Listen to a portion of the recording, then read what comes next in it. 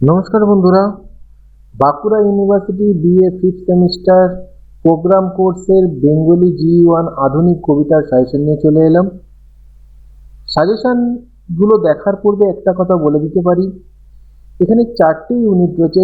4টি ইউনিটের মধ্যে কোশ্চেন কীরকম আসে পরীক্ষায়। বাংলা সাজেশনে দেখা গেছে যে বিভিন্ন ইয়ারে বিভিন্ন রকম কোশ্চেন আসছে এবং রিপিট হচ্ছে না।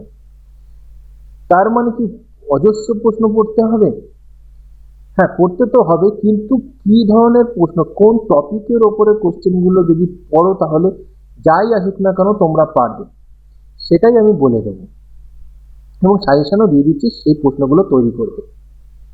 দেখো, তোমাদের যে প্রশ্নগুলো আসে এই নির্বাচিত কবিতা, আধুনিক কবিতাগুলো থেকে বেশিরভাগ ক্ষেত্রে, বিশেষ করে 10 নম্বরের প্রশ্নে দেখা গেছে যে নামকরণ, বিষয়বস্তু এবং শৈলী, এই তিনটে যদি ভালো করে পড়ে থাকো বড় কোশ্চেন কমন পাবেই পাবে।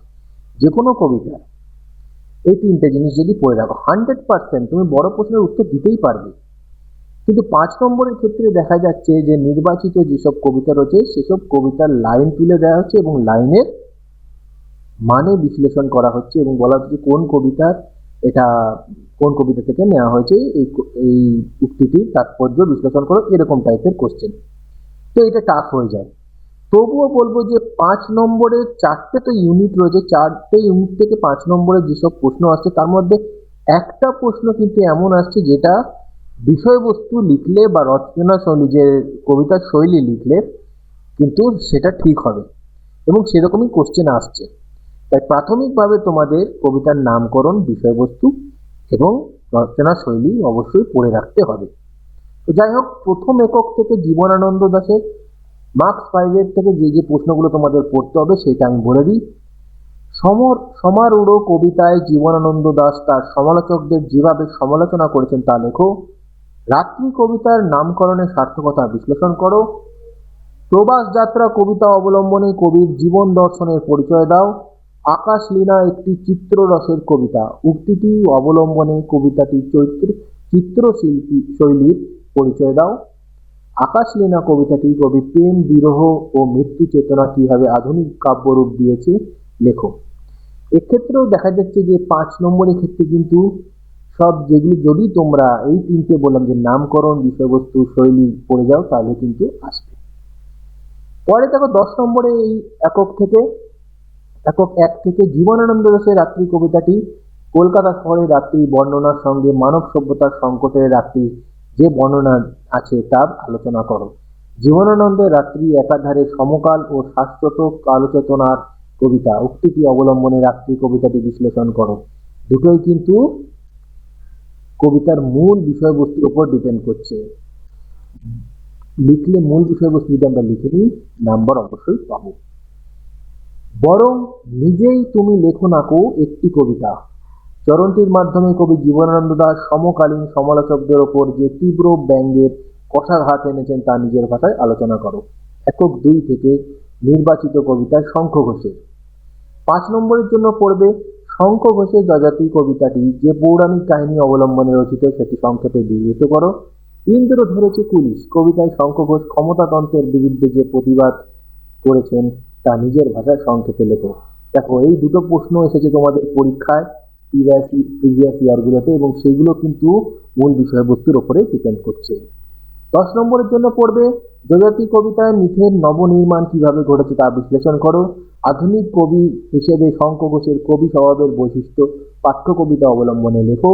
শঙ্খ ঘোষ মন্ত্রীমশাই কবিতাটিতে দেশভাগের যে কারণ উল্লেখ করেছেন তা আলোচনা করো। মন্ত্রীমশাই কবিতা শৈলী আলোচনা করো এবং তার নামকরণ যথার্থকোনা বিচার করো। ইন্দ্র ধরেছে পুলিশ কবিতাটির নামকরণ এরকম হলো কেন, কবিতাটি শৈলী বিচার করে তা ব্যাখ্যা করো।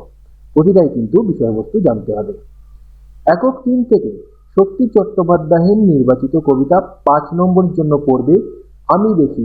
আমি দেখি থেকে দেখো প্রায় কোশ্চেন আসছে এবং এটা সবচেয়ে সহজ, তার কারণ হচ্ছে 12-এ তোমরা এটা পড়েছো, সেম কবিতা সেম প্রশ্নোত্তরই তোমাদের পড়তে হবে, তাই একটু বেশি করে এখান থেকে পড়বে এবং মূল বিষয়বস্তু জানা থাকলে এর প্রতিটা প্রশ্নের উত্তর তোমরা দিতে পারবে।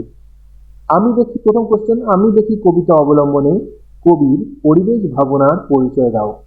2 নম্বর, আরোগ্যের জন্য সবুজের ভীষণ দরকার। এই যে প্রশ্নটা, এটা ক্লাস 12-এও খুব গুরুত্বপূর্ণ ছিল এবং তোমরা যে বিএ ফিফথ সেমিস্টার পরীক্ষা দেবে সেখানেও কিন্তু গুরুত্বপূর্ণ এবং এটা তোমাদের প্রিভিয়াস পরীক্ষাগুলোতে এসেছে। তাহলে প্রশ্নটা হলো, আরোগ্যের জন্য সবুজের ভীষণ দরকার কোন কবিতার অংশ? মন্তব্যটির মধ্য দিয়ে বক্তার কি মনোভাব প্রকাশ পেয়েছে বুঝিয়ে দাও।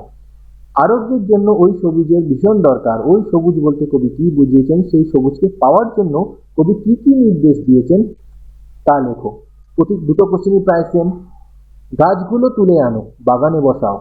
আমি দেখি কবিতা অবলম্বনে গাছদের প্রতি কবির অন্তরের ভালোবাসা ও দরদ কিভাবে প্রকাশ পেয়েছে তা লেখো। ওই সবুজের ভীষণ দরকার, এই সবুজ বলতে কি বোঝানো হয়েছে, তার দরকার কেন? আমরা ক্রমশই একে অপরের কাছ থেকে দূরে চলে যাচ্ছি। কোন কবিতার অংশ? উদ্ধৃত অংশটি ব্যাখ্যা করো। অনেকদিন গান শুনিনি, মানুষের কোন গানের কথা বলা হয়েছে বিশ্লেষণ করো। অনেকদিন গান শুনিনি মানুষের কোন গানের কথা বলা হয়েছে বিশ্লেষণ করো। চতুরঙ্গ, চতুরঙ্গ কবিতাটির বিষয়বস্তু সংক্ষেপে আলোচনা করো। আমি দেখি কিন্তু বেশিরভাগ কোশ্চেনের কিন্তু অ্যান্সার সেমই রয়েছে, তাই মার্কস 10 থেকে পড়বে। হেমন্তের অরণ্যে আমি পোস্টম্যান কবিতায় কবি শক্তি চট্টোপাধ্যায়ের বক্তব্য নিজের ভাষায় বিশ্লেষণ করো। হেমন্তের অরণ্যে আমি পোস্টম্যান কবিতার শৈলী বিচার করে এবং এই কবিতার নামকরণ যথার্থ হয়েছে কিনা বিশ্লেষণ করো। কবি শক্তি চট্টোপাধ্যায় চতুরঙ্গ কবিতার শৈলী বিচার করো। সবুজের অনটন ঘটে বলতে কবি কি বুঝিয়েছেন তা কবিতা অনুসারে আলোচনা করো। অথবা শহরের অসুখ হা করে কেবল সবুজ খায়, উদ্ধৃতাংশটির তাৎপর্য বিশ্লেষণ করো। চতুরঙ্গ কবিতার শৈলী এবং নামকরণ বিশ্লেষণ করো। দেখো এখানে দুটো কোশ্চেন রিপিট হয়ে গেছে। এই কোশ্চেনটা সেম, শুধু নামকরণটা তোমাকে লিখতে হবে। আমি দেখি কবিতায় আধুনিক নাগরিক সভ্যতায় কবি বৃক্ষ প্রেম ও পরিবেশ চেতনার দিকটি ব্যক্ত হয়েছে কিনা তা আলোচনা করো। মূল বিষয়বস্তু এটা। একক 4 থেকে নির্বাচিত কবিতা মল্লিকা সেনগুপ্তের। তো 5 নম্বরের জন্য পড়বে মল্লিকা সেনগুপ্তের 40 চাঁদের আয়ু কবিতার বিষয়বস্তু সংক্ষেপে লেখো। 40 চাঁদের আয়ু কবিতার নারী চেতনার জীবন্ত দলিল, এ বিষয়ে তোমার অভিমত ব্যক্ত করো। এটা দ্বিতীয় কোশ্চেন।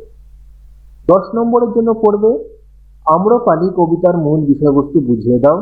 মল্লিকা সেনগুপ্ত একাধারে নারীবাদী ও কবি উক্তিটির তাৎপর্য পাঠ্য কবিতা অবলম্বনে বিশ্লেষণ করো। ইতিহাসের আম্রপালি যেন বর্তমান যুগের নারীর প্রতিনিধি, মল্লিকা সেনগুপ্তের আম্রপালি কবিতা অবলম্বনে আলোচনা করো। এই হলো তোমাদের সাজেশন। যদি কোনো প্রবলেম হয় কমেন্ট করে জানাবে, সলভ করার চেষ্টা করব। যদি তোমাদের এই ভিডিওটা ভালো লাগে অবশ্যই লাইক কমেন্ট শেয়ার করে দিও। আর অবশ্যই যেভাবে আমি পড়তে বলছি সেভাবে পড়বে, মূল বিষয়বস্তু কিন্তু জানবে। তোমাদের ইউনিভার্সিটি যেভাবে কোশ্চেন আসছে সেখানে মূল বিষয়বস্তু এবং কবিতা শৈলী জানলে অবশ্যই সেখানে প্রতিটা কোশ্চেনের অ্যান্সার তোমরা দিতে পারবে। যাই হোক, পরবর্তী ভিডিও যদি তোমাদের কোনো সাজেশন, অন্য কোনো সাবজেক্ট সাজেশন লাগে, যদি আমার কাছে থাকে তৈরি, তাহলে আমি অবশ্যই আপলোড করব। আমাকে অবশ্যই কমেন্ট করে জানাবে।